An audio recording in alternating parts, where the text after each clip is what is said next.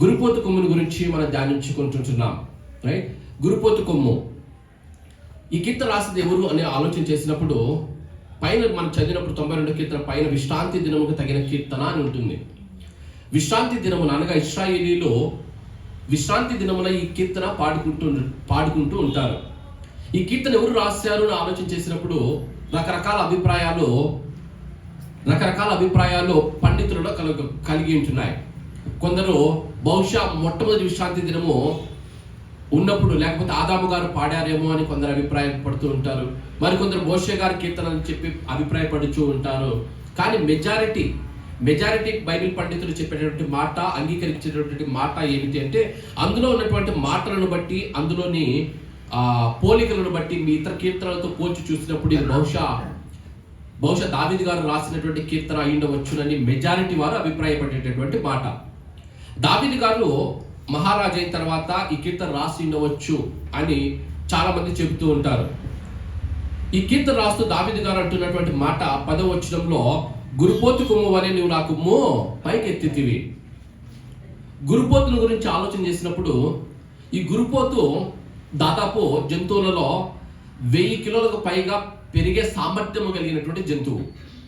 దాదాపు దాని శరీరము 1000 కిలోలకు పైగా అది పెరగగలదు.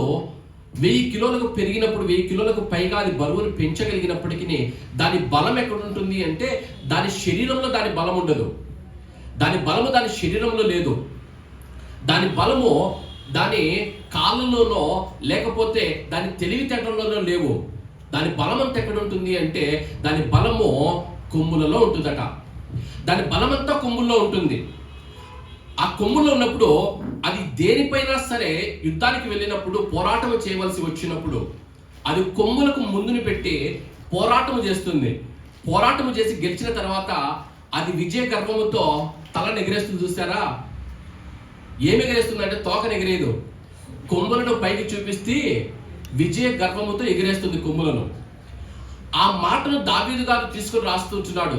అయ్యా, ఇదిగో నేను గొర్రెలు కాచుకుంటూ ఉంటే నన్ను పిలిచి ఆ గురుపోతు కొమ్ము వలె నన్ను బలపరచి నాకు విజయాలనిచ్చి ఇదిగో నన్ను ఇక్కడ కూర్చోబెట్టావు. ఆ గురుపోతు కొమ్ము వలె నీవు నాకు విజయాలనిచ్చి నన్ను హెచ్చించి స్థితిలో కూర్చోబెట్టావు అంటూ దావీదు కీర్తనకారుడు దేవుణ్ణి కీర్తిస్తూ రాసినటువంటి మాట, గురుపోతు కొమ్ము వలె నీవు నా కొమ్ము పైకెత్తితివి, నన్ను హెచ్చించావు ప్రభువా, నన్ను ఘనతలోనికి తీసుకుని వచ్చావంటూ దావీదు కీర్తనకారుడు కీర్తిస్తున్నటువంటి మాట. ఈ మాటల నుంచి కొన్ని ఆత్మీయ సంగతులను నేను మీ మధ్యకు తేవాలని ఆశపడుచున్నాను. మొదటిదిగా గురుపోతు కొమ్ము దేనికి సాదృశ్యము అంటే, ఆ కొమ్ము దాని బలానికి సాదృశ్యం. గురుపోతు కొమ్ము దానికి బలానికి సాదృశ్యం. దాని బలమంతా దాని కొమ్ములోనే ఉంది. మరి మనుషులుగా మనం ఆలోచన చేసినప్పుడు మనిషి బలం ఎక్కడ ఉంది, మనిషికి బలం ఏమిటి అని ఆలోచన చేసినప్పుడు ఈ లోకంలో రకరకాల మనుషులను మనం చూస్తాం. కొందరికి ధనము బలం, వారి డబ్బు వారికి బలం అని అనుకుంటారు. కొందరు వారి శరీర దారుఢ్యము చూసి, వారి 6 ప్యాక్స్ కావచ్చు, లేకపోతే వారి బాడీ కావచ్చు, వారి శక్తి బలములు కావచ్చు, అది వారికి బలం అనుకుంటారు.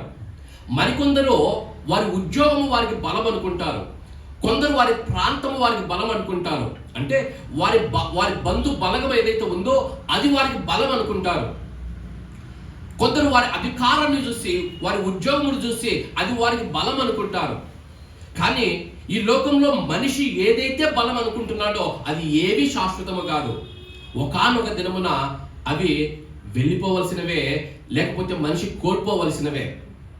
ఏది శాశ్వతము కాదు. మరి ఏది మనిషికి బలము అంటే, కీర్తనకారుడు 18వ కీర్తనలో మాట రాస్తూ ఉంటున్నాడు. ఏంటయ్యా మనిషి బలము అంటే, 18వ కీర్తన 1వ వచనం ప్రారంభముతోనే ఒక అద్భుతమైన మాట దావీదు కీర్తనకారుడు మాట్లాడుచూ ఉన్నాడు. చదవండి. యెహోవా, ఎవరంట బలము? యెహోవా మన బలం. మనిషికి బలం ఎవరయ్యా అంటే దేవుడే బలం. 2వ వచనంకి వచ్చినప్పుడు ఆయన అన్నాడు అదే కీర్తనలో, యెహోవా నా శైలము, నా కోట, నన్ను రక్షించువాడు, నా కేడము, నా రక్షణ శృంగము అంటే మరలా కొమ్ము. హార్న్ ఆఫ్ సాల్వేషన్, నా కొమ్ము, నా రక్షణ కొమ్ము అన్నాడు. నా బలము, నా రక్షణ కొమ్ము. ఎవరయ్యా రక్షణ కొమ్ము? ఎవరా రక్షణ శృంగము? లూకా సువార్త 1:69 మాట్లాడినప్పుడు అక్కడ ఒక మాట రాయబడి ఉంది, చదువుదాం. లూకా సువార్త 1:68 చదువుదాం. 68 నుంచి. లూకా సువార్త 1:68 నుంచి. ప్రభువైన ఇశ్రాయేలు దేవుడు స్తుతింపబడును గాక. ప్రభువైన ఇశ్రాయేలు దేవుడు స్తుతింపబడును గాక. తన ప్రజలకు దర్శనమిచ్చి, ఆయన తన ప్రజలకు ఏమిచ్చాడట?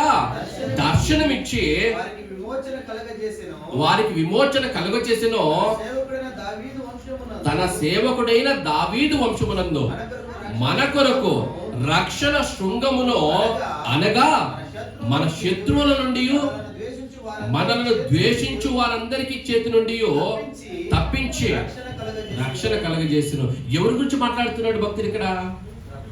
ఎవరి గురించి మాట్లాడుతున్నాడు? రక్షణ శృంగము దావీదు వంశముల నుంచి తీసుకుని వచ్చాడట. ఎవరా రక్షణ శృంగము? యేసు క్రీస్తు ప్రభుల వారి గురించి మాట్లాడుతున్నాడు. ఆయన గురించి మాట్లాడుతూ ఆ రక్షణ శృంగము, దావీదు కీర్తనకారుడు ఆ రోజు 18వ కీర్తనలో దావీదు కీర్తనకారుడు ఆరాధించి కీర్తించినటువంటి ఆ రక్షణ శృంగం ఎవరో కాదు, నా బలమా, నా రక్షణ శృంగం ఆయన కీర్తించిన వాడు ఎవరంటే యేసు క్రీస్తు ప్రభుల వారు. ఆ రక్షణ శృంగము లూకా సువార్త 1:1 మనం చూస్తుంటున్నాం. ఆ రక్షణ శృంగము యేసుక్రీస్తు ప్రభుల వారు ఈ లోకమునికి వచ్చినప్పుడు ఆయన అంటున్నాడు, నా రక్షణ శృంగము ఆయనే. ఆయన మనకు రక్షణ కలుగజేశాడు. ఎవరయ్యా మనిషికి బలమో? యేసుక్రీస్తు మనకు బలం. యేసుక్రీస్తు ఇచ్చే రక్షణ బలం. యేసుక్రీస్తు నందున విశ్వాసము మన బలం. మనిషికి నిజమైన బలం దేవుడే, యేసుక్రీస్తే. ఆయన ఇచ్చే రక్షణ మనిషికి నిజమైన బలం. ఎందుకు మనిషికి బలం, రక్షణ? ఎందుకు దేవుడు మనిషికి బలమై ఉన్నాడు? ఆలోచన చేయండి. ఎందుకు కీర్తనకారుడు అలా రాస్తున్నాడు? ఎందుకు ఆత్మదేవుడు పదే పదే ఈ బాటలో దేవుడు నా బలము, నా బలము అని ఎన్నో కీర్తనల్లో ఎన్నో చోట పౌలు గారు అంటారు, నన్ను బలపరచు అని ఎందు నేను సమస్తమును చేయగలను. భక్తులందరి ద్వారా ఎందుకు దేవుడు మరలా పదే పదే పదే పదే ఆ మాట రాయించాడు? ఎప్పుడైనా ఆలోచన చేశారా? ఆలోచన చేస్తే ఆదికాండం 1:1 మనకు ఆన్సర్ దొరుకుతుంది. మనకు తెలిసినటువంటి ఆత్మీయ సత్యం మరలా జ్ఞాపకం చేస్తున్నాను. ఆదికాండం 1:1 వెళ్ళినప్పుడు, ఆదికాండం 1:1 సృష్టిక్రమం మనం చూసినప్పుడు 1:1 11 చూసినప్పుడు దేవుడు సృష్టి చేస్తున్నాడు. గడ్డిని విత్తనములిచ్చి చెట్లను భూమి మీద తమ తమ జాతి ప్రకారము విత్తనములు గల ఫలవృక్ష ఫలములను భూమి మొలపించును గాక అని. చెట్లు ఎక్కడి నుంచి రావాలన్నాడు దేవుడు? భూమి నుంచి. అప్పుడు చెట్టుకు బలం ఏంటి? ఆ భూమి నుంచి చెట్టును బీగేస్తామనుకోండి, ఆకాశంలో పెట్టామనుకోండి, చెట్టు బతుకుద్దా? ఆ చెట్టును తీసుకెళ్లి నీళ్ళలో పెట్టామనుకోండి, బతుకుద్దా? చెట్టుకు బలం ఏంటి? భూమి. ఎందుకు? దేవుడు సృష్టి చేసినప్పుడు ఆ చెట్టు భూమిలో నుంచి రావాలని దేవుడు పలికితే అది భూమిని ఆధారము చేసుకొని బ్రతకగలుగుతుంది. భూమి చెట్టుకి బలము. ఆ భూమి నుంచి దానిని వేరుపరిస్తే అదే చచ్చిపోతుంది, బ్రతకదు. అలాగే 21 వచ్చినప్పుడు చదవండి. 20 చదవండి. ఇప్పుడు చదవండి 20. దేవుడు చలించు వాటిని పక్షులు భూమిపైనే ఆకాశ విశాలంలో ఎగురును గాక అని. ఆకాశ పక్షులు ఎక్కడ ఉండాలట? పక్షులు ఎక్కడ ఉండాలి? ఆకాశ విశాలంలో ఎగరాలి. అది వాటి బలం. ఇప్పుడు దాన్ని తీసుకుని వెళ్ళి చెట్టులాగా గుంత తీసి పాతి పెట్టామనుకోండి, బతుకుతాయా? పోనీ నీళ్ళలో పెట్టామనుకోండి, బ్రతుకుతాయా? ఎందుకు? దేవుడు వాటిని ఆకాశ విశాలంలో ఎగరాలని ఆజ్ఞాపించగా అవి సృష్టిలోనికి వచ్చాయి. చెట్టు భూమిలోనే ఉండాలి. భూమి చెట్టుకి బలము. ఆకాశ పక్షులకు బలం ఏమిటంటే ఆ ఆకాశ విశాలమే పక్షుల బలము. కిందకు వచ్చి 21 జలములలో 21 వాటి జాతి ప్రకారము జలములు సమృద్ధిగా పుట్టించిన మహామత్స్యములను మరి జలములలో వాటిని సృష్టించాడు. చేపలు బయటికి తీసుకుని వచ్చి చెట్టులాగా గుంత తీసి పాతి పెడితే ఈత కొడుతుందా? పోనీ పైకి తీసుకెళ్దాం, ఫ్లైట్లో తీసుకెళ్దాం చేపలని చెప్పి ఫ్లైట్లోకి తీసుకెళ్లి గాల్లో పెట్టామనుకోండి, చేప ఈత కొడుతుందా? ఎందుకు? చేప బలం ఏంటి? నీళ్లు. ఎందుకు? దేవుడు దానిని సృష్టిలో అలా చేశాడు. అందుకే దాని బలము ఎక్కడుందంటే, చెట్టుకు బలము భూమి, పక్షులకు బలము ఆకాశ విశాలము, చేపలకు బలము నీరు. మరి మనిషి బలము? దేవుడు వచ్చినప్పుడు 26వ వచనంలో అన్నాడు, అదే అధ్యాయంలో దేవుడు మనిషికి వచ్చినప్పుడు అంటున్నాడు, మన స్వరూపమందు మన పోలిక చొప్పున నరుని చేయుదము. ఎక్కడ సృష్టించబడ్డాం? మనం భూమిలో సృష్టించబడలేదు. ఈ సృష్టిలో దేని నుంచి మనం సృష్టించబడలేదు. ఆకాశ విశాలం నుంచి మనల్ని కలగ చేయలేదు. మనను నీటిలో నుంచి దేవుడు తీసుకుని రాలేదు. ఎక్కడి నుంచి తీసుకుని వచ్చాడు? తన స్వరూపములో నుంచి, యేసు క్రీస్తులో నుంచి మనం వచ్చాం. ఎప్పుడైతే యేసు క్రీస్తులోనికి వచ్చామో, చెట్లకు ఏ విధంగా భూమి బలమైందో, పక్షులకు ఏ విధంగా ఆకాశ విశాలము బలమైందో, ఏ విధముగా చేపలకు నీరు బలమైందో, మన బలం ఎవరయ్యారు? ఎందుకు? That is our source of our strength. మన బలానికి ఆధారం ఏమిటి అంటే దేవుడే. ఆ దేవుని నుంచి మనం వేరుపరచాలనుకోండి, ఆ దేవుని నుంచి మనం వేరుపడ్డామనుకోండి, చెట్టు ఏ విధంగా చచ్చిపోతుందో, ఆకాశ విశాలము నుంచి పక్షులను వేరుపరిస్తే ఆ పక్షులు ఏ విధంగా చచ్చిపోతాయో, నీటి నుంచి ఆ చేపలను వేరు చేస్తే అవి ఎలా చచ్చిపోతాయో, మనము కూడా మన సోర్స్ అయినటువంటి దేవుడి నుంచి మనము వేరు చేయబడ్డామంటే మనకు బలం ఉండదో, ఏదో ఒక రోజున చచ్చి తీరాల్సిందే. దానినే మనము నిత్య మరణం అన్నాం, నిత్య నరకాగ్ని, నిత్య మరణం అన్నాం. అందుకే పౌలు భక్తుడు ప్రతి పత్రికలో క్రీస్తులో ఎందుకు క్రీస్తులో అని అన్నిసార్లు బైబిల్ చెబుతుంది. కారణం ఏమిటంటే మన సోర్స్ ఎక్కడుందంటే యేసు క్రీస్తులోనే ఉంది. మన బ్రతుకు యేసు క్రీస్తులోనే ఉంది. మన బలం ఆయనే. అందుకు భక్తుడు అంటున్నాడు, నా బలమా, నా రక్షణ శృంగం. అయ్యా, you are my horn of salvation. నువ్వు నా రక్షణ శృంగం.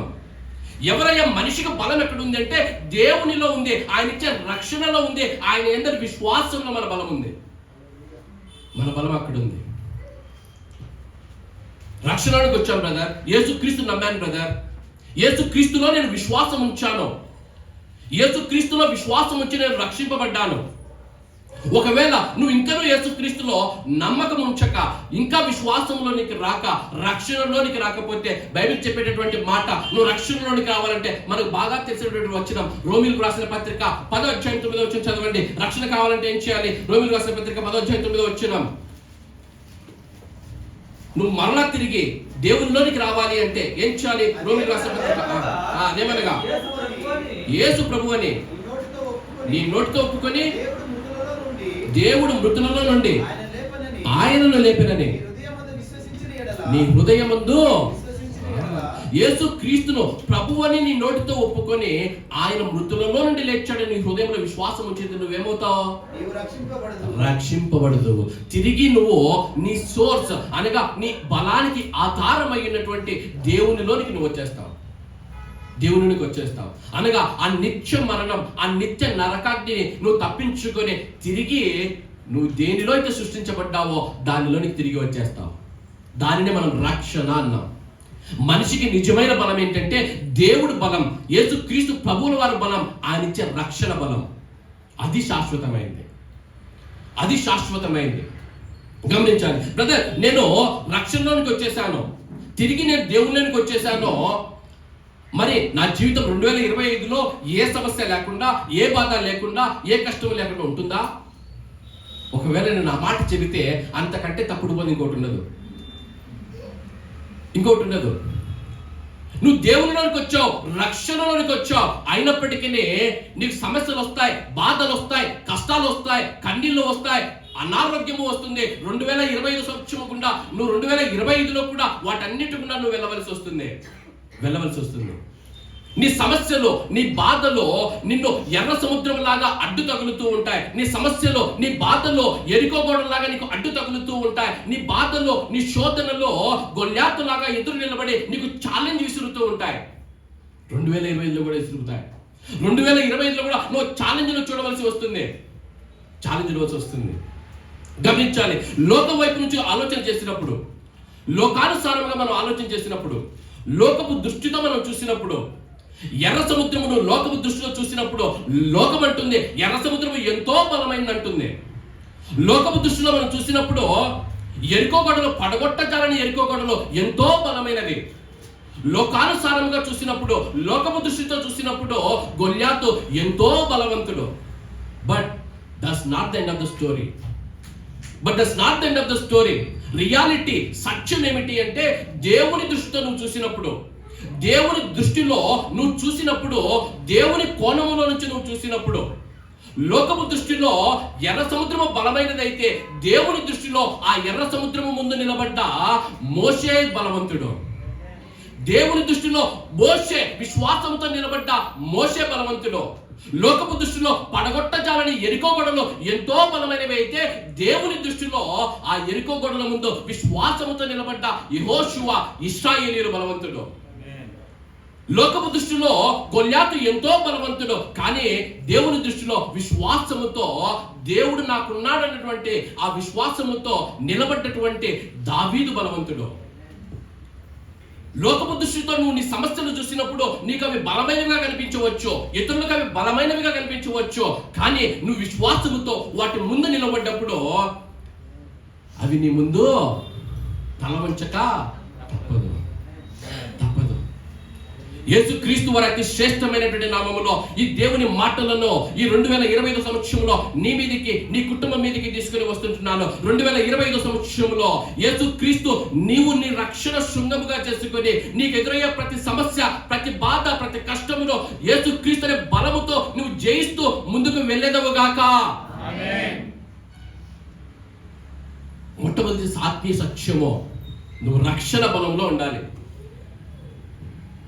నీ కొమ్ము ఏంటంటే నీ రక్షణ బలం. నీ బలం ఎక్కడుందంటే నీ రక్షణలో ఉంది. 2 ఆత్మ సత్యం జ్ఞాపకం చేస్తాను. 2 ఆత్మ సత్యం. రక్షణలోకి వచ్చాను బ్రదర్, రక్షణలోకి వచ్చాను. ఇదిగో పలానా అయ్యగారు అనే వాక్యం చెబితే ఆ వాక్యం విని పలానా అయ్యగారు బాప్తిసం ఇస్తే నేను బాప్తిసం తీసుకొని రక్షణలోకి వచ్చాను బ్రదర్. మంచిది, చాలా మంచిది. బట్ ప్రశ్న ఏంటంటే, ఈ దినాన నువ్వు ఆ రక్షణలో ఉన్నావా? ఈ దినమున నువ్వు ఆ రక్షణలో కొనసాగుచూ ఉన్నావా? ఆలోచన చేయాలి. దావీదు గారు వృద్ధుడైపోయిన తర్వాత ఆయన తర్వాత ఎవరికి రాజ్యం ఇవ్వాలి, ఎవరిని రాజ్యం చేయాలి అనే ఆలోచనలు ఇంకా జరుగుతూ ఉన్నప్పుడు ఒక కుమారుడైనటువంటి అదోనియా గారు తనను తాను రాజుగా ఆలోచించుకొని మంది మార్బలం వేసుకొని ఊర్లో పడి వెళ్ళి ఒకానొక ప్రదేశంలో కూర్చొని అందరిని పిలిచి నేను రాజును అవ్వబోతున్నానని చెప్పి గొప్ప విందు ఏర్పాటు చేశాడట. గొప్ప విందు ఏర్పాటు చేస్తే ఆ విందులో ఎంజాయ్ చేస్తున్నారట. ఎంజాయ్ చేస్తూ ఉంటే ఈలోపు దావీదు గారు సొలొమోను గారిని పిలిచి పట్టాభిషేకం చేశారు. పట్టాభిషేకం చేసి ఒక గొప్ప ఫంక్షన్ జరుగుతుంది కోటలో ఫంక్షన్ జరిగి ఆ పట్టాభిషేకం జరుగుతుంటే ఆ పట్టాభిషేకం యొక్క సౌండ్స్ ఈ పార్టీలో వినిపించాయంట. పార్టీలో వినిపిస్తానే ఏంటయ్యా ఈ సౌండ్స్ అని అడగ అదోనియా అంటే అక్కడికి ఒక వ్యక్తి వచ్చి అంటున్నాడట, అయ్యా ఇదిగో మీ తండ్రి గారు సొలొమోనుకి పట్టాభిషేకం. అప్పుడు అదోనియాకి గుండె గుబేలు మంది. అయ్యో నేను నా తండ్రికి వ్యతిరేకంగా ఆలోచన చేశాను కదా, రాజుకు వ్యతిరేకంగా నడుచుకున్నాను కదా, ఇప్పుడు సొలొమోను నన్ను ఏం చేస్తాడు? చంపేస్తాడు. ఆయనకు పోటయ్యాను కదా, ఇప్పుడు నన్ను చంపేస్తాడు. ఏం చేయాలని చెప్పి ఏం చేశాడట? చదవండి మొదటి రాజుల గ్రంథం 1వ అధ్యాయం 50 వచనం చదవండి. మొదటి రాజుల గ్రంథం 1వ అధ్యాయం 50 వచనం. అదోనియా లేచి బయలుదేరి బలిపీఠపు కొమ్ములను లేచి వెళ్ళి ప్రత్యక్షపు గుడారములోనికి పరిగెత్తుకుని వెళ్ళి అక్కడ ఉన్నటువంటి బలిపీఠపు కొమ్ములను పట్టుకున్నాడు. ఇదిగో ఇట్లా పట్టుకొని అదోనియా అన్నాడట, అయ్యా సొలొమోను నువ్వు నన్ను చంపనని మాటిస్తే కానీ నేను బయటికి రాను. జాగ్రత్తగా వినాలి. మన బ్రతుకుల్లో మనం చేసిన పని ఇదే. మన తండ్రి అయిన దేవునికి వ్యతిరేకముగా నడుచుకున్న వారం, ఆయన మాటకు అవిధేయులుగా ఉన్నవారం, మన తండ్రి అయిన దేవునికి కుమారుడైనటువంటి యేసుక్రీస్తు ప్రభుల వారికి వ్యతిరేకంగా నడుచుకున్న వారం మనం పాపము చేసిన వారము, మనము మరణానికి పాత్రులము. మన పాపాన్ని బట్టి, మన అవిధేయతను బట్టి మనం మరణానికి పాత్రులమై ఉన్నాం. మరణానికి పాత్రులమై ఉంటే యేసుక్రీస్తు ప్రభుల వారి వారు ఈ లోకానికి వచ్చి అదే బలిపీఠము తయారు చేసి, సిలువలో బలిపీఠము తయారు చేసి తనను తాను పాప పరిహారార్థ బలిగా, అపరాధ పరిహారార్థ బలిగా మన కొరకు తనను తాను వెల చెల్లించి రక్షణను సిద్ధపరిచి ఆ రక్షణను నీకు నాకు అందించాడు. ఇప్పుడు ఆ తండ్రి దగ్గర నుంచి ఆ మరణము నీకు నాకు రావద్దు అంటే ఇప్పుడు మనం ఏమి చేయాలంటే అదోనియాలాగా పరిగెత్తుకుని వెళ్ళి మన రక్షణ కొమ్ము, మన రక్షణ శృంగమైన యేసుక్రీస్తు ప్రభుల వారిని పట్టుకోవాలి. ఎవరైతే యేసుక్రీస్తు ప్రభు అనే ఆ రక్షణ శృంగాన్ని పట్టుకుంటారో, ఆ బలిపీఠం కొమ్ములను పట్టుకొని గట్టిగా పట్టుకొని నిలబడతారో వారికి వస్తుంది రక్షణ. వారు తప్పింపబడతారు ఆ మరణము నుంచి, ఆ శిక్ష నుంచి. ఆలోచన చేయండి. యేసుక్రీస్తు ప్రభుల వారు ఈ లోకానికి వచ్చినప్పుడు ఆ మొదటి రాకడలో సాధారణమైనటువంటి మనిషికి లోకానికి వచ్చాడు. వచ్చి సిలువలో తనను తాను అర్పించుకొని రక్షణనిచ్చి తిరిగి వెళ్ళాడు. ఆ రక్షణ శృంగాన్ని నీకు నాకు అందించి వెళ్ళాడు. ఇప్పుడు రెండో రాకడలో ఆయన తిరిగి రాబోచున్నాడు. ఈసారి వచ్చేటప్పుడు ఆయన సాధారణ మనిషిగా రాడు, రారాజుగా ఈ లోకానికి రాబోతూ ఉన్నాడు. రారాజుగా ఆయన లోకానికి వచ్చి మధ్యాకాశముకు వచ్చి బూర ఊదినప్పుడు ఎవరైతే ఆ రక్షణ శృంగమును గట్టిగా పట్టుకొని ఈ లోకంలో బ్రతుకుచూ ఉంటారో వారు మరణాన్ని తప్పించుకొని ఆయనతో కలిసి పరలోక రాజ్యానికి నిత్య జీవానికి వెళతారు. ఎవరైతే ఆ రక్షణ శృంగమును పట్టుకొనక ఇష్టానుసారమైనటువంటి జీవితాన్ని జీవిస్తూ ఉంటారో, ఇదిగో ఆ తండ్రి శిక్షకు, ఆ తండ్రి ఉగ్రతకు వారు బలి కావలసి వస్తుంది. పలానా దినాన, పలానా సంవత్సరమున నేను రక్షింపబడ్డాను బ్రదర్, వెల్ అండ్ గుడ్, చాలా మంచిది బ్రదర్. అయితే ఈ దినాన ఆ రక్షణ శృంగమును పట్టుకొని అదోనియాలాగా, ఇదిగో సొలొమోను రాజా నువ్వు నాకు అభయమిస్తే కానీ నేను రానన్నటువంటి ఆ ఆత్మీయ జీవితంలో నీ బ్రతుకుందా? ఈ దినాన ఆ రక్షణను పట్టుకొని నువ్వు వెలుచు ఉన్నావా? ఆ రక్షణలో నువ్వు నడుస్తూ ఉన్నావా? ఆలోచన చేయి. 2024 సంవత్సరము, గత కాలము, గత మాసములు, గత సంవత్సరములో ఏ బలహీనత నిన్ను ఆ రక్షణకు దూరం చేసింది? ఏ పాపము కార్యములో నీ బ్రతుకులో నిన్ను రక్షణలో కొనసాగనీయకుండా చేశాయి? ఏ పాపపు ఆలోచనలో నిన్ను రక్షణలో నిలవనీయకుండా ఆ రక్షణకు నిన్ను దూరం చేశాయి? నీలో ఏ అవిధేయత దేవుని రక్షణలో నిన్ను కొనసాగనీయకుండా చేశాయి? ఆలోచన చేయి. It's time to check ourselves. మనల్ని మనం పరీక్షించుకోవాల్సిన సమయం. ఒకవేళ నీలో అటువంటి అవిధేయత కనిపిస్తే, ప్రభువా ఇదిగో పలానా చోట నేను పడిపోయాను, ఇదిగో పలానా అవిధేయత నాలో ఉంటున్నది, ఇదిగో పలానా బలహీనత నన్ను నీ రక్షణకు దూరం చేసి ఉంటున్నది. ఒకవేళ అటువంటి తలంపు ఆత్మ దేవుడు నీ హృదయంలో పుట్టిస్తే, it's time to check yourself. మనల్ని మనం పరీక్షించుకొని ఒక తీర్మానముతో 2025లోనికి వెళ్ళవలసిన వారమై ఉన్నాం. ఒక తీర్మానంతో వెళ్ళాలి. ఏంటంటే తీర్మానం, ప్రభువా ఇదిగో గడిచిన సంవత్సరంలో ఇదిగో ప్రార్థనా జీవితానికి నేను దూరస్తుడినై ఉన్నాను ప్రభువా, ఇదిగో ఈ సంవత్సరము నన్ను నేను సరి చేసుకుంటానయ్యా. ఇదిగో నీ వాక్యము చదివే విషయంలో, నీ వాక్యము ధ్యానించే విషయంలో నేను దూరస్తుడినై ఉన్నాను ప్రభువా. ఇదిగో ఈ నూతన సంవత్సరంలో ఇదిగో నేను తీర్మానం చేసుకుంటున్నానయ్యా నీ సన్నిధిలో. 2025లో నా బ్రతుకును మార్చుకుంటాను ప్రభువా. ఇదిగో తండ్రి ఆరాధనకు దూరస్తుడనైపోయాను, ఇదిగో సంఘ సహవాసమునకు దూరస్తుడనైపోయాను, ఇదిగో పలానా బలహీనతతో నీకు దూరస్తుడనైపోయాను, ఇదిగో పలానా పాపముతో నేను అవిధేయుడనైపోయాను. ఇదిగో తండ్రి నన్ను సరి చేసుకుంటానయ్యా, నేను తీర్మానం చేసుకుంటున్నాను ప్రభువా. 2025లో నీకు విధేయుడిగా నేను నడుస్తాను ప్రభువా. ఉందా అటువంటి తీర్మానం మనలో? ఉన్నాయా అటువంటి తీర్మానాల మనలో? ఆశ్చర్యం ఏమిటంటే తీర్మానాలు పక్కకి వెళ్ళిపోయాయి, వాగ్దానాలు మధ్యలోకి వచ్చేసాయి. తీర్మానాలు పక్కకి వెళ్ళిపోయాయి, వాగ్దానాలు ముందుకు వచ్చేసాయి. ఎందుకు వస్తున్నామే 31 రాత్రి సంఘానికి అంటే వాగ్దానాలు బ్రదర్. ఎందుకు వస్తున్నారమ్మా 1 ఆరాధనకు? వాగ్దానాలు బ్రదర్. యేసయ్య నీలో నిన్ను వెన్నంటగానే ఆజ్ఞల మార్గము కనిపించేనని పాట పాడుతున్నాం.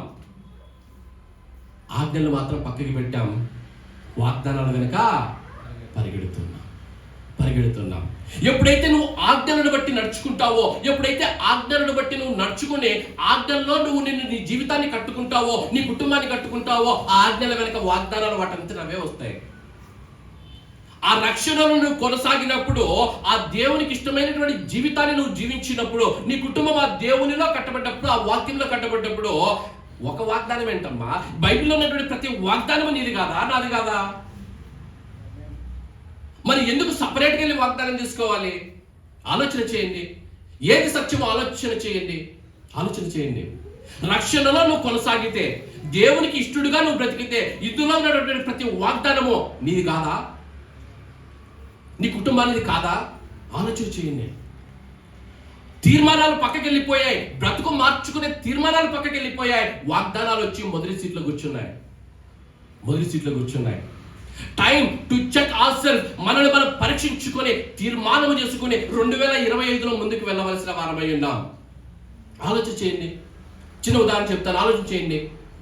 మన పిల్లలు ఉన్నారు. పిల్లల్ని స్కూల్లో చెప్పేటప్పుడు ఏం చెబుతాం? నాయనా చక్కగా స్కూల్కి వెళ్ళి బాగా చదువుకునైనా నీకేం కావాలంటే అది తీస్తా. చక్కగా చదువుకునేది ఆజ్ఞ, నీకేం కావాలంటే అది తీస్తాననేది వాగ్దానం.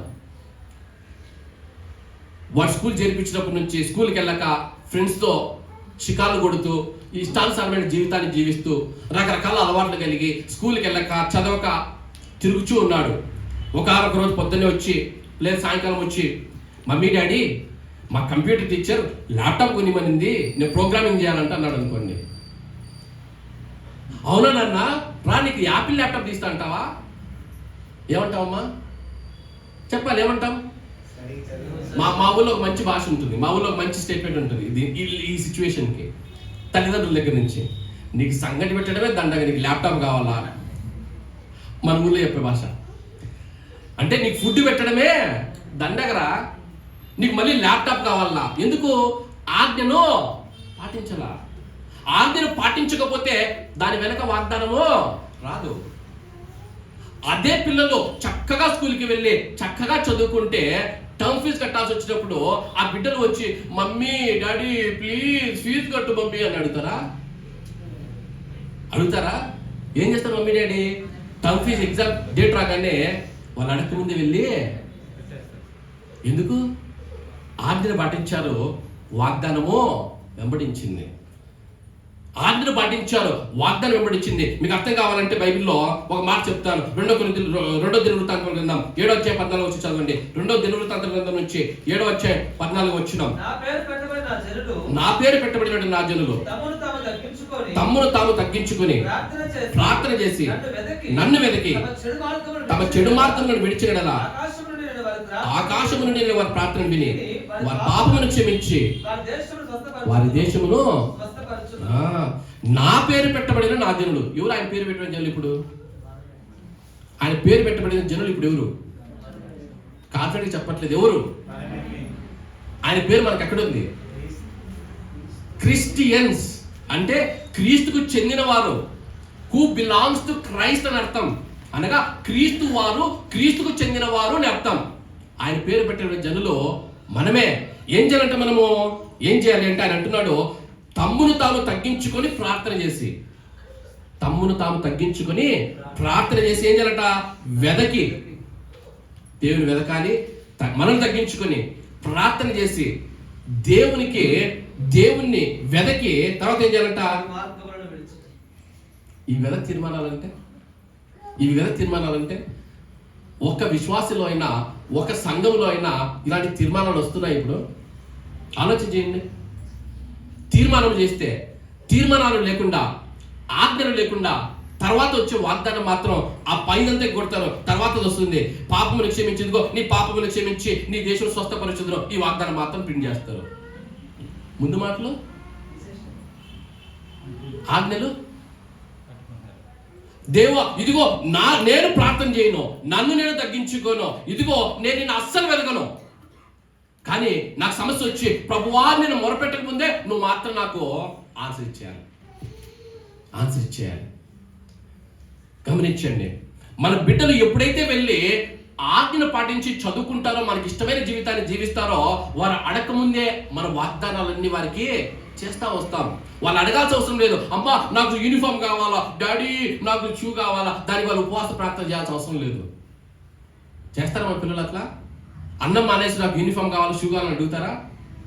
బై డిఫాల్ట్ మనం వెళ్ళి వారికి అన్ని కొనుకొచ్చినాయి తీసుకుని వచ్చి అప్పు చేసైనా సరే తీసుకొని వచ్చి అన్ని ఇస్తాం. మనుష్యులము మనమే అంతగా ఆలోచిస్తే, నీతిమంతుడు, పరిశుద్ధుడు, మాట తప్పని వాడు, నిత్యుడైన తండ్రి, ఆయన పేరే ప్రేమమయుడు, మాట తప్పినప్పుడు, మాట ఇచ్చినప్పుడు తప్పని వాడు, ఆ మాట తప్పని చరిత్ర లేనివాడు, మరి ఆయన ఎంతగా మన వాగ్దానాల నెరవేర్పు గురించి ఆలోచన చేశారా?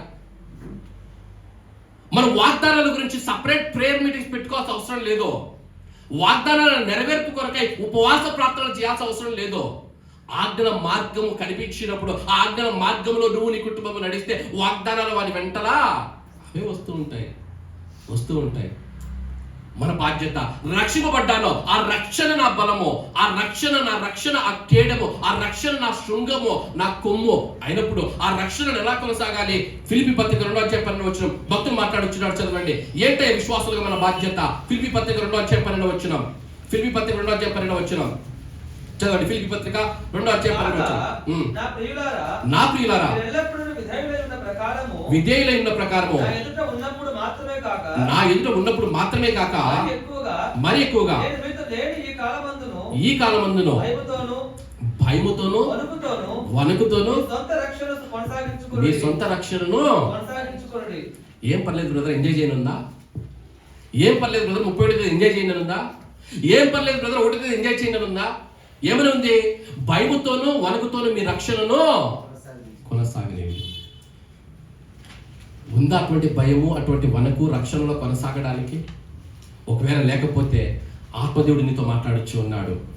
2024 సంవత్సరము గత కాలంలో ఏ అంశాల్లో నువ్వు తప్పిపోయి ఉన్నావు? ఏ అంశాల్లో నువ్వు బలహీనురాలవయ్యావు? నిన్ను నువ్వు ప్రశ్నించుకొని తీర్మానం చేసుకుని, ప్రభువా ఇదిగో నూతన సంవత్సరంలో ఆ రక్షణలో నేను బలపడి నేను నడుస్తానయ్యా, ఆ రక్షణ మార్గంలో, ఆ ఆజ్ఞల మార్గంలో నేను నడుస్తాను ప్రభువా. అటువంటి తీర్మానంతో 2020 అడుగు పెట్టాలి. యేసుక్రీస్తు వారి శ్రేష్టమైనటువంటి నామములో నీ ప్రతి బలహీనతను నువ్వు జయించే, నీ ప్రతి పాపములను విడిచిపెట్టి ఆ రక్షణలో భయముతోను వణుకుతోను 2025 సంవత్సరంలో నువ్వు కొనసాగింపబడదువు గాక. ఆమె చెప్పారు, గుర్తుపెట్టుకోండి. రక్షణలో కొనసాగాలి. గురుపోతుకు కొమ్ము ఎలా బలమో మనకు మన యేసయ్య బలం, ఆయన ఇచ్చిన రక్షణ బలం. ఆ రక్షణను చేతపట్టుకొని మనం ముందుకెళ్ళాలి. ఆ రక్షణ బలముతో మనం ముందుకెళ్ళాలి. ఎప్పుడైతే రక్షణ బలాన్ని చేతపట్టుకొని ఆ ఆజ్ఞలను, ఆయనకి ఇష్టమైన జీవితాన్ని జీవిస్తూ ముందుకు వెళతామో, that's where promises starts following you. వాగ్దానములు నిన్ను వెంబడించడం ప్రారంభిస్తాయి. ఫస్ట్ పార్ట్ అయిపోయింది, ఆజ్ఞల మార్గం అయింది. రక్షణలో ఉండాలి, రక్షణలో కొనసాగాలి. ఆజ్ఞ అయిపోయింది. ఇప్పుడు అసలు పార్ట్ ఏంటి? అసలు పార్ట్ ఆజ్ఞ తర్వాత ఏముండాలి? ఏముండాలమ్మా? ఆజ్ఞలు పాటిస్తే వెనకలే ఫాలో అవుతాయి, వాగ్దానాలు ఫాలో. మొదటి పార్ట్ ఆజ్ఞ అయిపోయింది. ఈ వచనంలో ఉన్నటువంటి ఆజ్ఞ ఏంటంటే యేసుక్రీస్తు రక్షణలో నువ్వు ఉండాలి. యేసుక్రీస్తును బలంగా చేసుకోవాలి. ఆయన రక్షణలో నువ్వు ఉండాలి, నీ కుటుంబం ఉండాలి. అది ఆజ్ఞ. దాని తర్వాత ఇప్పుడు వాగ్దానములు ఫాలో అవుతున్నాయి. ఇది సెకండ్ పార్ట్. ఇది మాత్రం బాగింటాం, ఇంట్రెస్టింగ్ ఉంటుంది కాబట్టి విందాం. మొదటిగా కొమ్ము బలానికి సాదృశ్యం. రెండోదిగా కొమ్ము విజయానికి సాదృశ్యం. విజయానికి ఇట్ సిగ్నిఫైస్ విక్టరీ, విజయానికి సాదృశ్యం. ఆలోచన చేసినప్పుడు మన అనుదిన జీవితంలో మనకు ప్రతిదినము విజయం కావాలి. ప్రతిదినము విజయం కావాలి. పిల్లలు ఉన్నారు, ఎగ్జామ్స్ రాస్తే విజయం కావాలి. చదువు అయిపోయింది, ఉద్యోగానికి వెళ్తాం, ఉద్యోగంలో విజయం కావాలి. ఇంటర్వ్యూలో విజయం కావాలి. ఉద్యోగంలోకి వెళ్తాం, ఉద్యోగంలో మనము ఉన్నత స్థానంకి వెళ్ళాలి అంటే ఉద్యోగంలోనూ విజయం కావాలి. ఆర్థిక విషయాల్లో విజయం కావాలి. అనారోగ్యం వచ్చింది, విజయం కావాలి. అనుదిన జీవితాల్లో ప్రతి దినము మనకు విజయాలు కావాలి. మరి ఆ విజయాలు ఎక్కడి నుంచి వస్తాయి? కొరింథీయులకు రాసిన మొదటి పత్రిక 15:57 భక్తులు మాట్లాడు చదువుదాం. కొరింథీయులకు రాసిన మొదటి పత్రిక 15:57 అయినను మన ప్రభువైన యేసుక్రీస్తు మూలముగా మనకు జయము అనుగ్రహించుచున్న దేవునికి స్తోత్రము కలుగును గాక. ఎట్టొస్తుందని మనకు జయము? ఆయన అంటున్నాడు, యేసు క్రీస్తు మూలముగా మనకు జయము అనుగ్రహించి. ఎట్లొస్తుందా మనకు జయము అంటే, యేసు క్రీస్తులో ఉంటే వస్తుంది జయము, ఆయనలో నడుచుకుంటే వస్తుంది జయము. ఎందుకంటే ఆయన పేరే యెహోవా నిస్సి. ఆయన జయమిచ్చే దేవుడు, ఆయన పేరే యెహోవా నిస్సి. పాట కూడా పాడుకున్నాం, యెహోవా నిస్సి, జయమిచ్చే దేవుడు అని ఆరాధన చేశాం. ఆయన పేరే జయమిచ్చే దేవుడు. దేంట్లో జయం కావాలి? ఎట్లాంటి విజయం కావాలి? చూద్దాం. రోమీయులకు రాసిన పత్రిక 8వ అధ్యాయం 37వ వచనంకెళ్దాం. ఎటువంటి విజయం ఇస్తాడో దేవుడు చదవండి. రోమీయులకు రాసిన పత్రిక 8వ అధ్యాయం 37వ వచనం. ఆయనను ప్రేమించిన వారి ద్వారా వీటన్నిటిలో అత్యధిక విజయం. ఎటువంటి విజయం అంటే? అత్యధిక విజయం. మామూలు విజయం కాదు, అత్యధిక విజయము, అద్భుతమైన విజయము, చరిత్రలో నిలిచిపోయే విజయం మనం పొందుకుంటామట. ఏమంటున్నాడు? వీటన్నిటిలో 35 వచ్చి చెప్తున్నాడు. చదువు 35. క్రీస్తు ప్రేమ నుండి మన ఎడబాపు వాడేవాడు శ్రమ అయినను, బాధ అయినను, హింస అయినను, కరువైనను, వస్త్రహీనత అయినను, ఉపద్రవమైనను, ఖడ్గమైనను, వీటన్నిటిలో అత్యధిక విజయం. వేటిలో అత్యధిక విజయం? శ్రమ వస్తుంది. 2025లో కూడా శ్రమలు వస్తాయి. శ్రమలో అత్యధిక విజయం.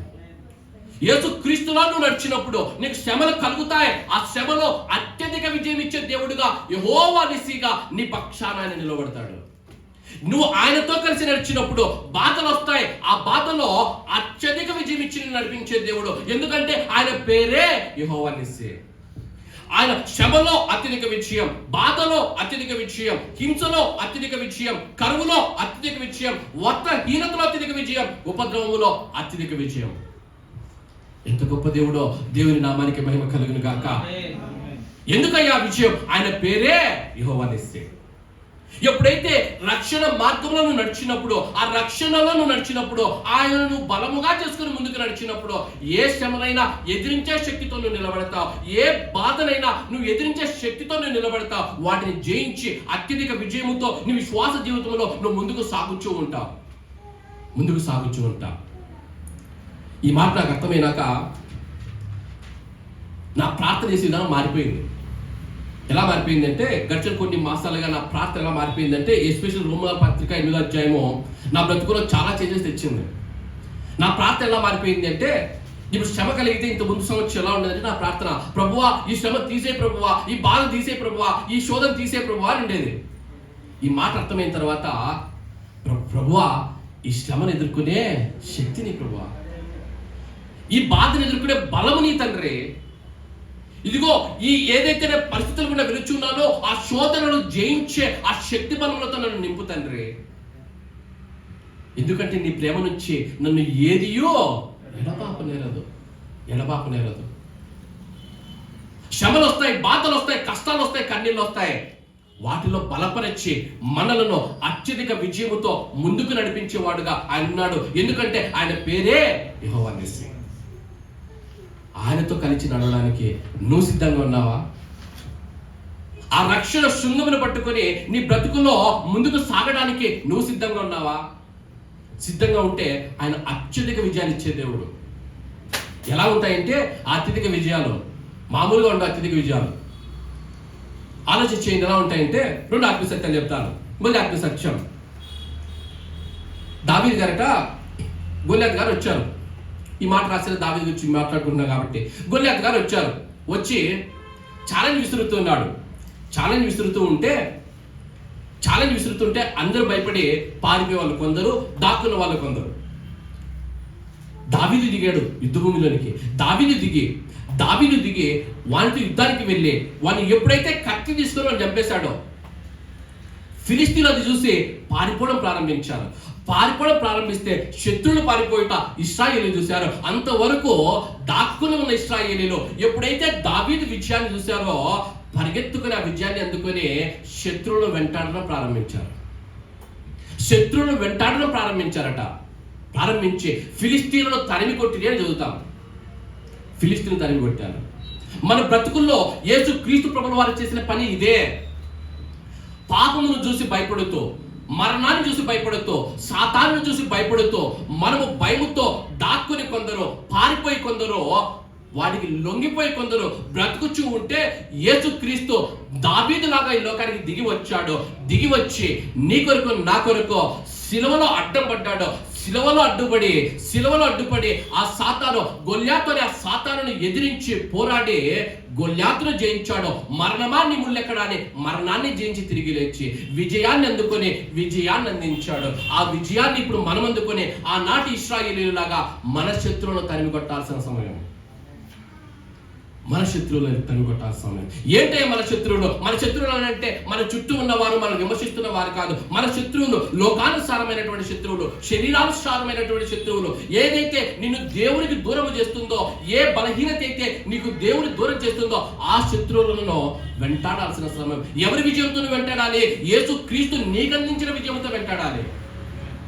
నీ సొంత బలాన్ని వెంటేసుకుని వెళ్ళామనుకోండి, సౌలులాగా వచ్చి కోట్లో దాక్కుని ప్రకటనలు ఇవ్వాల్సి వస్తుంది. నాకు అప్పు ఇస్తాడా, నేను 5% 10% ఇంట్రెస్ట్ ఇస్తానని.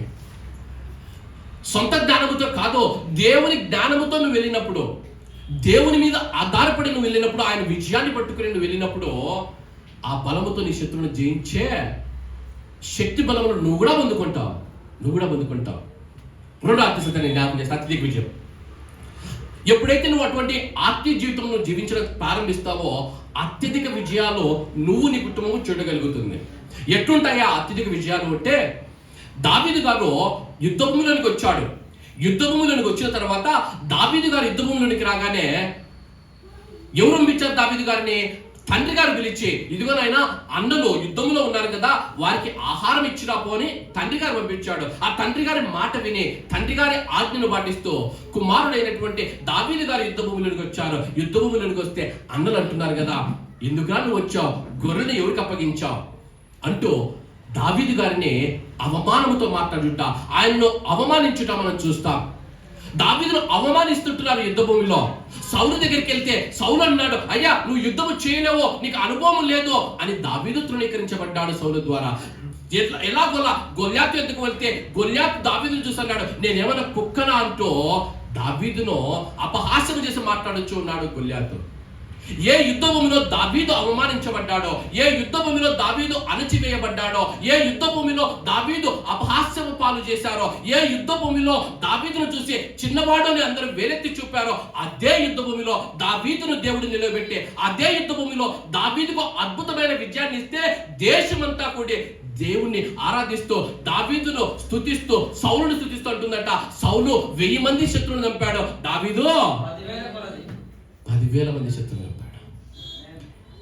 ఎక్కడ అణచివేయబడతావో అక్కడే విజయం. అది అత్యధిక విజయం అంటే. ఎక్కడ అపజయం పొందుకుంటావో అక్కడే విజయం. అది అత్యధిక విజయం. ఎక్కడ నువ్వు అవమానం పాలు పొందుకుంటావో అక్కడే అత్యధిక విజయం. అది అత్యధిక విజయం అంటే. దేవుడు విజయాలు ఇస్తే ఎలా ఉంటాయంటే ఇలా ఉంటాయి. అవి ఎలా ఉంటాయంటే, దేవుడు నీకు ఇచ్చే అత్యధిక విజయాలు బైబిల్ అందులో చూసినప్పుడు దేవుడి దగ్గర నుంచి ఆ విజయాలు వస్తే అది దేవుడి దగ్గర నుంచి వచ్చిందా, ఈ లోకం నుంచి వచ్చిందా ఎలా తెలుస్తుందంటే, ఆ విజయం ఎలా ఉంటుంది అంటే, ఆ విజయము నీ కుటుంబ చరిత్రను మార్చేదిలా ఉంటుంది, నీ బ్రతుకును మార్చేదిలా ఉంటుంది. ఇదిగో నీ చుట్టూ ఉన్న వారికి ఆశీర్వాదకరంగా ఉంటుంది, నీ చుట్టూ ఉన్న వారికి దీవెనకరమవుతుంది ఆ విజయం. ఎందుకంటే ఆయన పేరే యెహోవా నిస్సీ. ఆయన అత్యధిక విజయంతో నిన్ను నీ కుటుంబాన్ని నడిపించే దేవుడు. ఏ విజయం కొరకు ఎదురు చూస్తూ ఈ దినాన నువ్వు దేవుని సన్నిధానంలో కూర్చొని ఉంటున్నావు? ఏ విజయం కొరకు ఎదురు చూస్తూ నువ్వు దేవుని సన్నిధిలో ప్రార్థన చేస్తూ ఉంటున్నావు? యేసుక్రీస్తు వారి అతి శ్రేష్టమైనటువంటి నామములో ఈ దేవుని మాటలను నేను నీ మీదికి, నీ కుటుంబం మీదికి తీసుకుని వస్తుంటున్నాను. 2025 సంవత్సరంలో దేవునితో కలిసి నువ్వు నడిచి అత్యధిక విజయములతో నువ్వు నీ కుటుంబము 2025లో నడిపించబడుదురు గాక. ఎదురు చూస్తున్నటువంటి విజయాలు, ఎక్కడ అవమానాలు పొందుకున్నావో అక్కడే విజయాలు, ఎక్కడ అణిచివేయబడ్డావో అక్కడే విజయాలు. అది ప్రమోషన్ కావచ్చు, ఉద్యోగం కావచ్చు, ఎగ్జామ్ కావచ్చు, whatever it may be, I don't know what you are going through. దేవుడు అత్యధిక విజయాన్ని ఇచ్చే దేవుడిగా ఉంటున్నాడు. ముందుకు వెళ్దాం. కొమ్ము మొదటిగా బలానికి సాదృశ్యం, రెండోదిగా విజయానికి సాదృశ్యం, మూడోదిగా కొమ్ము ఘనతకు సాదృశ్యం, హెచ్చింపునకు సాదృశ్యం.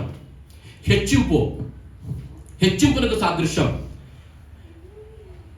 హెచ్చింపు గురించి మాట్లాడినప్పుడు మనిషికి హెచ్చింపు ఎక్కడి నుంచి వస్తుంది అంటే మొదటి 75 కీర్తనకి వెళ్దాం. మంచి మాటలు ఎక్కడ ఉన్నాయి, కొన్ని మాటలు చెప్పడానికి ఆశపడుచుంటున్నాను. 75 కీర్తనకి వెళ్దాం. 75 కీర్తన 4వ వచనం చదువుదాం. 75 కీర్తన 4వ వచనం. అహంకారులై ఉండకూడని అహంకారులకు నేను ఆజ్ఞయించుచున్నాను, కొమ్ము ఎత్తకుడి, ఎత్తుగా కొమ్ము ఎత్తకుడి. ఈ 2 రకాల కొమ్ములు మనకు కనిపిస్తాయి కీర్తనలో. ఇది మొదటి రకం. ఏంటి మొదటి రకమైన కొమ్ము ఆయన అంటున్నాడు? అహంకారులై ఉండొద్దు. ఇది అహంకారుల కొమ్ము. కిందకి వచ్చేప్పుడు 5వ వచనంలో కొమ్ము ఎత్తకుడి, ఎత్తుగా కొమ్ము ఎత్తకుడి, పొగరు పట్టిన మాటలాడకుడి. పొగరు పట్టిన మాటలాడకుడి. ఎప్పుడైనా విన్నారా మీరు ఈ మాట? మన చిన్నప్పుడు స్కూల్లో కానీ మన పేరెంట్స్ దగ్గర నుంచి లేకపోతే మన పెద్దల దగ్గర నుంచి ఏమైనా కొంచెం ఎక్కువ చేసామనుకోండి, ఎదురు తిరిగి మాట్లాడనుకో, ఈ మధ్య వీడికి కొమ్ములు మొలిసినారా? విన్నారా ఎప్పుడన్నా ఈ మాట? విన్నారా? అదే కీర్తనకారు ఇక్కడ చెప్తున్నాడు. అదే కీర్తనకారు రాశాడు ఆయన భాషలో. మన భాషలో, మన పేరెంట్స్ భాషలో వీరికి ఈ మధ్య కొమ్ములు వచ్చాయరా అంటారు కదా. అంటే అర్థం ఏమిటంటే అహంకారం ఎక్కువైపోయింది, గర్వం ఎక్కువైపోయింది, చెప్పిన మాటలు వినట్లేదు. మొదటి కొమ్ము అహంకారపు కొమ్ము, మనిషికి ఇది పనికిరాదు. గర్వపు కొమ్ము, ఇది మనిషికి పనికిరాదు. అహంకారము గర్వము ఉన్నప్పుడు ఏమవుతుందంటే, సామెతల్లో మనం చదువుతాం కదా, నాశనానికి ముందు గర్వము నడుస్తుంది. ఈ కొమ్ములు ఎక్కడికి నడిపిస్తాయి? నాశనానికి నడిపిస్తాయి. ఏ కొమ్ము మనకు ఉండాలి? 10వ వచనం వెళ్దాం. 10వ వచనం కాదు, 8వ వచనమా కాదు, 6వ వచనం. 6వ వచనం. తూర్పు నుండి అయినను పడమటి నుండి అయినను అరణ్యము నుండి అయినను హెచ్చు కలగదు. దేవుడే తీర్పు తీర్చువాడు, ఆయన ఒకరి తగ్గించును. ఎక్కడి నుంచి రాదు హెచ్చింపు వస్తే? మన అహంకారంలో నుంచి, మన గర్వంలో నుంచి హెచ్చింపు రాదు. ఎక్కడి నుంచి వస్తుంది? తీర్పు తీర్చువాడు దేవుడు. హెచ్చింపు ఆయన ఎద్దు నుంచి రావాలి. మనల్ని మనం ఎప్పుడైతే ఆయన సన్నిధిలో తగ్గించుకొని, అయ్యా నువ్వే నాకు ఆధారం అని అంటామో, అక్కడి నుంచి వస్తుంది హెచ్చింపు. దేవుడు హెచ్చించే దేవుడుగా ఉన్నాడట, అక్కడి నుంచి వస్తుంది హెచ్చింపు. ఇదే కొమ్ము 10వ వచనం చదవండి. 2వ కొమ్ము కనిపిస్తుంది. భక్తిహీనుల కొమ్ములన్నిటినీ, అహంకారపు కొమ్ములు, గర్వపు కొమ్ములను దేవుడు ఏం చేస్తాడు? ఒక దినంలో లాగి పెట్టి కొడితే విరిగిపోద్ది. విరిగిపోయిందా లేదా? సౌలు నాకంటే కొమ్ము బలము ఇక లేదనుకున్నాడు, లాగి పెట్టి కొట్టాడా లేదా? విరిగిపోయాడా లేదా? వంశమే కనిపించుకుంటే పోయిందా లేదా? పోయింది. 10వ వచనం. భక్తిహీనుల కొమ్మును నేను విరగొట్టేదను. తర్వాత ఇది అసలైన కొమ్ము. నీతిమంతుల కొమ్ము ఏమవుతుందట? ఎవరు నీతిమంతులు? ఎవరైతే ఆయన సన్నిధికి వచ్చి ఆయన్ను దేవుడిగా అంగీకరించి ఆయన రక్షణ శృంగమును చేతపట్టుకొని ఆ రక్షణలో కొనసాగుచుంటారో వారు నీతిమంతులు. ఆ నీతిమంతుల కొమ్ము ఏమవుతుంది? హెచ్చింపబడుతుంది. హెచ్చింపు ఎక్కడి నుంచి రావాలి? దేవుడి దగ్గర నుంచి రావాలి. ఏ కొమ్ములను కలిగి నువ్వు ఈ దినాన బ్రతుకుచూ ఉన్నావు? ఏ కొమ్ములు ఉంటున్నాయి నీకు? లోకాన్ని చూసి, రకరకాల బలాలను చూసి, అహంకారం అనే కొమ్ము ఒకవైపు, గర్వం అనేటువంటి కొమ్ము మరొక వైపు తగిలించుకుని వెళ్తున్నావా? ఏదో ఒక రోజు కొడతాడు. భక్తిహీనుల కొమ్ము ఆయన ఏదో ఒక రోజు విరగొడతాడు. దెబ్బ పడ్డప్పుడు అలాంటి దెబ్బ ఉండదు. ఆయనతో కలిసి నడిస్తే అత్యధిక విజయం ఎట్లొస్తుందో, అహంకారపు కొమ్ము, గర్వపు కొమ్ము కలిగి మనం నడిచినప్పుడు ఆయన కొట్టే దెబ్బ అంతకన్నా ఘోరంగా ఉంటుంది.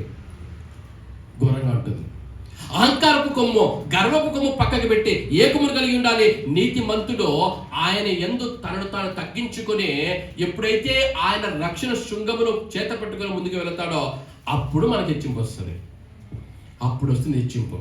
చూద్దాం కొన్ని వచనాలు. పేతురు రాసిన మొదటి పత్రిక 5వ అధ్యాయం 6వ వచనం. పేతురు రాసిన మొదటి పత్రిక 5వ అధ్యాయం 6వ వచనం చదవండి. పేతురు రాసిన మొదటి పత్రిక 5వ అధ్యాయం 6వ వచనం. దేవుడు తగిన సమయమందు మిమ్మల్ని హెచ్చించినట్లు ఆయన బలిష్టమైన చేతి కింద ఎట్లున్నారా? మనము దీన మనసు ఉందా? అహంకారము గర్వ మనసు ఉందా? అహంకారము గర్వము మనలో ఉండిందంటే అదేదో డిఫరెంట్ కొమ్ము.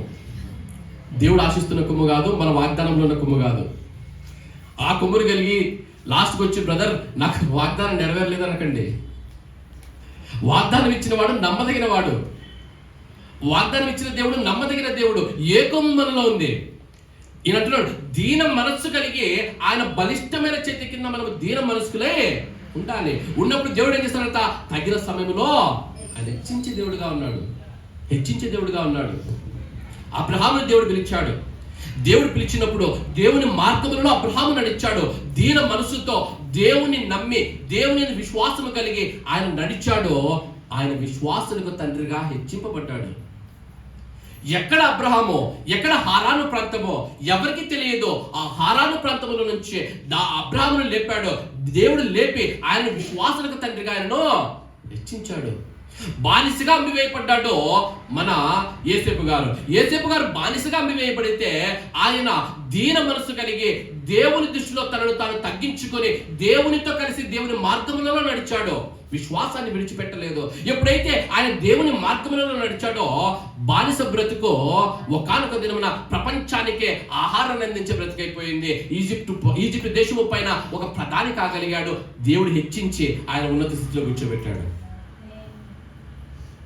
దావీదు ఎక్కడో గొర్రెలు కాచుకుంటూ ఉన్నాడు. గొర్రెలు కాచుకుంటూ ఉంటే ఆయన విశ్వాసమును బట్టి ఇదిగో దేవుని మార్గములలో దావీదు నడిస్తే, దావీదు దేవుని యందు దీన మనసు కలిగి ఉంటే, దీన మనసుతో దావీదు ఉన్నప్పుడు తనను తాను తగ్గించుకొని దేవుని హెచ్చిస్తూ బ్రతికినప్పుడు ఆ గొర్రెల కాపరిని దావీదును దేవుడు తీసుకుని వచ్చి అద్భుతమైన విజయాలు ఇచ్చి అంచెలంచెలుగా ఆయన వృద్ధి చేస్తూ సింహాసనం మీద కూర్చోబెట్టి హెచ్చించాడు. అది అనుభవించిన దావీదు రాస్తున్నటువంటి మాట మనం ధ్యానించుకుంటున్నాం. అయ్యా, నువ్వు నా కొమ్ము పైకెత్తావయ్యా, నా కొమ్ము పైకెత్తావయ్యా. సమూయేలు గ్రంథంకి వెళ్ళినప్పుడు ఈ మాట చెప్పి నేను ముగించిన ప్రయత్నిస్తాను. సమూయేలు గ్రంథం మొదటి సమూయేలు 2వ అధ్యాయం మొదటి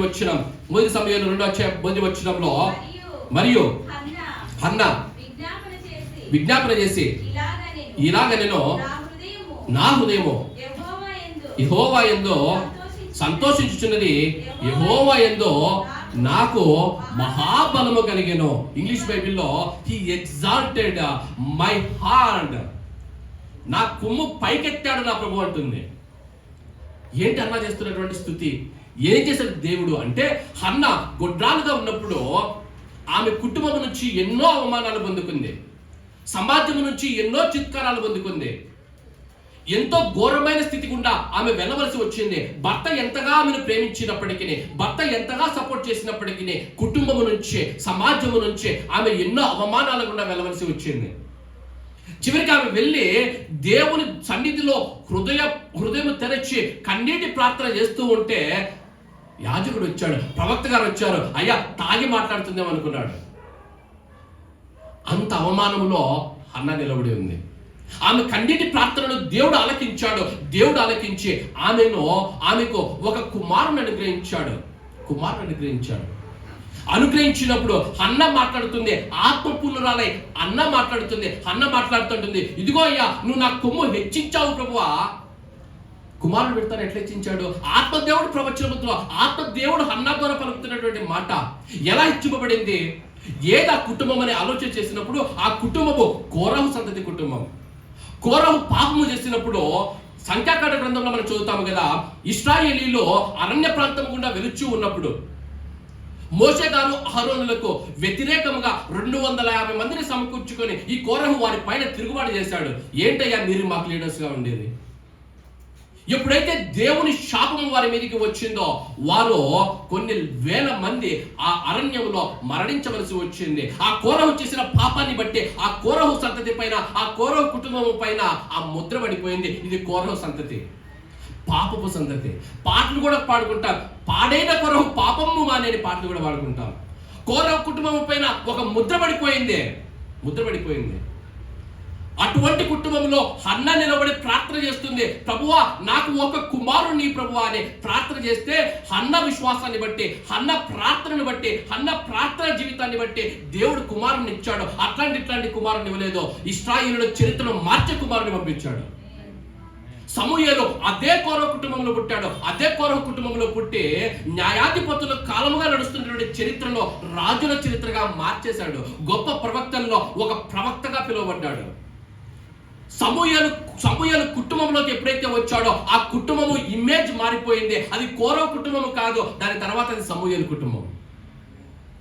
కోర కుటుంబం కాదు, సమూయేలు కుటుంబం, ప్రవక్తల కుటుంబం, చరిత్రను మార్చిన వారి కుటుంబం. దేవుడు ఇచ్చిస్తే ఇలా ఉంటుంది. దేవుడు ఇచ్చిస్తే ఇలా ఉంటుంది. అన్న ప్రార్థన చేస్తుంది, అయ్యా నువ్వు నా కొమ్ము హెచ్చించావు ప్రభువా, హెచ్చించావు ప్రభువా. ఎక్కడ అణిచివేయబడ్డావో, ఎక్కడ అవమానాలు పొందుకున్నావో, ఎక్కడ నువ్వు అపహాస్యపు పాలయ్యావో అక్కడే హెచ్చింపు, అక్కడే హెచ్చింపు.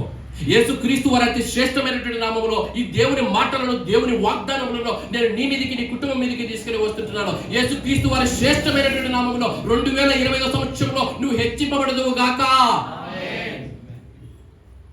హెచ్చింపు, హెచ్చింపు. ఎలా ఉంటున్నాయి మన జీవితాలు?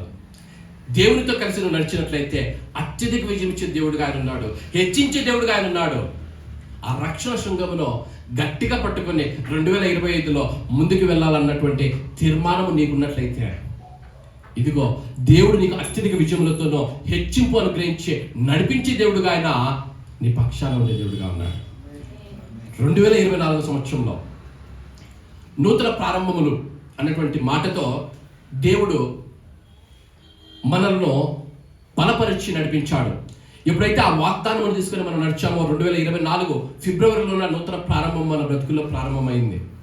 2024 ఫిబ్రవరిలో నూతన ప్రారంభం ఈ సంఘం ద్వారా ప్రారంభమైంది. వాగ్దానం నెరవేర్పు మనం ఫిబ్రవరిలో చూసాం. వాగ్దానం నెరవేర్పు చూసాం. దేవుడు ఇచ్చినటువంటి ఆ ఆలోచనను బట్టి, సిద్ధాంతాలను బట్టి, ఆ దేవుడు ఇచ్చిన తలంపులను బట్టి సంఘాన్ని బట్టి కట్టుకున్నాం. సంఘం ప్రకారం నడుస్తుంటున్నాం, సంఘంగా నడుస్తుంటున్నాం. 2025లో సంఘానికి దేవుడు ఇస్తున్నటువంటి వాగ్దానం, అయ్యా ఇదిగో నువ్వు ఆ రక్షణ కేడమును పట్టుకుని మీరు ముందుకెళ్ళేటట్లయితే మీరు హెచ్చింపబడతారు. హెచ్చింపబడే సంఘముగా ఉంటుంది. ఏ సంఘముకి హెచ్చింపు కావాలన్నా, ఏ కుటుంబానికి హెచ్చింపు కావాలి అన్నా ఆయన రక్షణ శృంగాన్ని చేత పట్టుకుని వెళితే వారు హెచ్చింపబడే వారుగా ఉంటారు, హెచ్చింపబడే సంఘముగా ఉంటారు. 2025 లవింగ్ గాడ్ మినిస్ట్రీ ఎంతో మందికి దేవుని వాక్యాన్ని ప్రకటించే సంఘముగాను, హెచ్చింపబడే సంఘముగాను, ఎంతో మంది విశ్వాస జీవితాలను కట్టే సంఘముగాను నిలబడును గాక. చిన్న ఒక విషయం చెప్పి నేను ముగించడం ప్రయత్నిస్తాను. ముగిస్తాను. గురుపోతు కొమ్ముంది, యుద్ధానికి వెళ్ళింది, ఫైట్ చేయాలా. ఫైట్కి వెళ్ళినప్పుడు తోకతో ఫైట్ చేస్తుందా, కొమ్ముతో ఫైట్ చేస్తుందా? తోక ముందు పెడుతుందా, కొమ్ము ముందు పెడుతుందా? పక్క అందరూ కొమ్ము ముందు పెడుతుందా, తోక ముందు పెడుతుందా? కొమ్మే ముందు పెడుతుంది. రైట్? కొమ్ము ముందు పెట్టుకొని యుద్ధానికి వెళ్తుంది. కొమ్ము వెళ్ళి యుద్ధానికి వెళ్ళిన తర్వాత యుద్ధం చేసి, ఎందుకంటే దాని బలమంతా కొమ్ములో ఉంది కాబట్టి కొమ్మును ముందు పెట్టినప్పుడు అది యుద్ధంలో గెలుస్తుంది. గెలిచే అవకాశాలు ఎక్కువ ఉంటాయి. రైట్? అది యుద్ధంలో గెలుస్తుంది.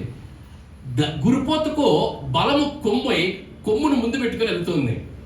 ఇప్పుడు మన బలము దేవుడైతే, మన బలము దేవుడిచ్చే రక్షణ అయితే 2025లో మనం దేని ముందు పెట్టుకుని వెళ్ళాలి? మిగతా అన్నేసరి విషయాలు, తోకలాంటి విషయాలన్నీ ముందుకు రాకూడదు. ఎవరి ముందు పెట్టుకుని వెళ్ళాలి? దేవుని ముందు పెట్టుకుని వెళ్ళాలి. దేవుడిచ్చే రక్షణను ముందు పెట్టుకుని వెళ్ళాలి. దేవుడిచ్చే రక్షణను, ఆ రక్షణ శృంగాన్ని ముందు పెట్టుకుని మనము ముందుకెళ్ళాలి 2025 సంవత్సరంలో. ఎప్పుడైతే అది ముందుకు వెళ్ళి కొమ్మును ముందుకు పెట్టుకుని వెళ్తుందో అది విజయం వస్తుంది. దానికి ఎప్పుడైతే అది గెలుస్తుందో అది విజయ గర్వముతో తల పైకెత్తిలా ఇలా అంటే చూసావా? Everyone love to see that. చాలా మందికి అది చాలా ఇష్టం. ఆ పిక్చర్ ఏదైతే ఉంటుందో, ఆ కొమ్ములు అది విదిలించినప్పుడు విజయ గర్వంతో ఆ పిక్చర్ చూడడానికి చాలా మంది ఆశపడతారు. 2025 సంవత్సరంలో నీ రక్షణ శృంగమును చేతబట్టి ఆ రక్షణను, ఆ దేవుడిని నువ్వు ముందు పెట్టుకుని, యేసుక్రీస్తును ముందు పెట్టుకుని నువ్వు 2025లో నడిస్తే 2025 సంవత్సరము డిసెంబర్ 31వ తారీఖున నువ్వు సంఘంలో కూర్చొని నువ్వు చెప్పే సాక్ష్యం ఉంటుంది చూసావా? గురుపోతు కొమ్ములు విదిల్చి చెప్తుంటుంది చూసావా? అలా ఉండాలి. అలా ఉంటుంది. ఎప్పుడు? కొమ్ముతో ఫైట్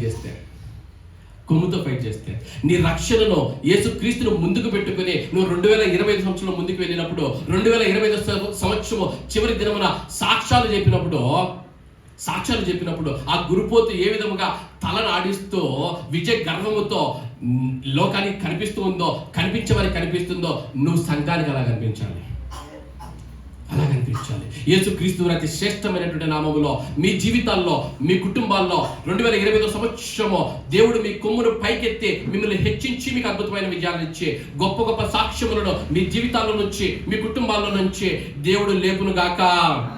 అటువంటి కృప పరిశుద్ధాత్మ దేవుడు మీకు, మీ కుటుంబాలకు, సకల లోక పరిశుద్ధులకు అనుగ్రహించి నడిపించును గాక. ఆమె అందరూ లేచి నిలబడదాం కొద్ది నిమిషాలు.